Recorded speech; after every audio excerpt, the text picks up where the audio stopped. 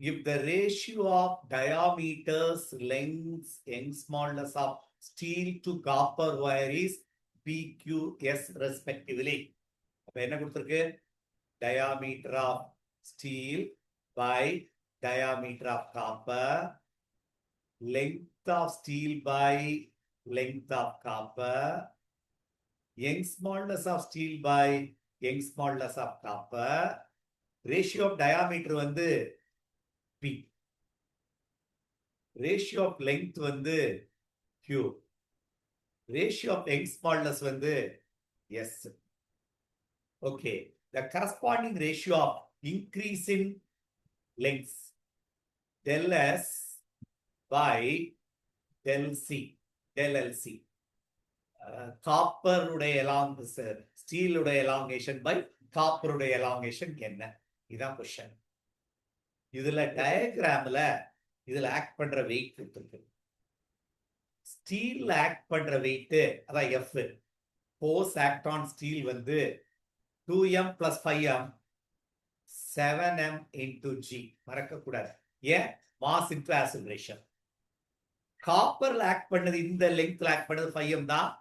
force act on copper will be, which is 5mg. இவ்வளவுதான். இந்த ரெண்டு ஒயரையும் ஏரியா பத்தி நமக்கு தெரியும். அதுல டயாமீட்டரை வச்சு ஏரியாவை பண்ணணும். ஃபர்ஸ்ட் எல்லாம் முதல்ல நம்ம general formula for young smallness எடுத்துக்குவோம். அதுல அப்புறம் நம்ம டெல்ல வெளியே எடுப்போம். Young smallness is F by A. A இருக்க இடத்துல pi r squared, change in length by original length. இதுல ரேடியஸ் கொடுக்கல, டயாமீட்டர் கொடுத்ததுனால இந்த ஃபார்முலாவை நான் என்ன பண்ண போறேன்னா F by pi into R இருக்க இடத்துல D by 2 போட்டலாமா? D by 2 the whole square, D squared by 4 numerator போயிடுச்சு, into L divided by del L. Follow பண்ண முடிஞ்சுதா? இதான் எக்ஸ்பாண்டஸ். இப்போ நம்ம இதுல del L வெளியே எடுத்து del L will be equal to 4FL by pi D squared. del L வெளியே எடுத்தோம், யங் ஸ்மால்னஸ். இவ்வளவுதான். இப்போ let us take this as steel. அப்போ force act on steel, length in steel, diameter of the steel, young smallness of the steel. கிளியரா? இதே போல காப்பருக்கு நீ எடுத்தேன்னா என்ன வந்து நீ நேரா போட்டுடலாம். எக்ஸாம் பொறுத்த இதெல்லாம் ஒர்க் அவுட் பண்ண வேண்டியதுல நேரா போட்டுடலாம். force on copper, length of copper, pi into diameter of the copper squared, young smallness of the copper. இது நேரா del LC அதான் கேட்டிருக்கு. del LS by del LC, ratio of elongation of the steel to that of copper. இப்போ நேரா போட்டேன்னா 4 and 5 ரெண்டுல இருக்கனால cancel ஆயிரும்.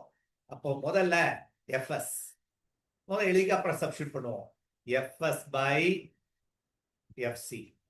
அடுத்தது LS by LC. அடுத்தது கீழே டினாமினேட்டர்ல இருக்கனால DS squared by DC squared. Numerator DC வந்துருச்சு. அதே போல YS by YC. அவ்வளவுதான். இந்த FS இருக்க இடத்துல நீ என்ன போட்டுடலாம்னா 7mg by 5mg. LS by LC இருக்க இடத்துல Q. DC by DS by DC Pனா கீழே P ஸ்கொயர். கவனிச்சியா? DS கீழே இருக்கு. இப்போ YS by YC வந்து இது S, அப்ப கீழே S. mg cancel. அப்ப ஆன்சர் என்ன வரணும்னா 7 by 5 into Q divided by P squared S. இந்த ஆன்சர் எதுன்னு பாரு. இதான் answer. B is the correct option. You should do it fast. நான் ரொம்ப சிம்பிளா உனக்கு எலாங்கேட் பண்ணி போட்டுட்டு இருக்கேன். இதை ஃபாஸ்டா போட பழகணும்.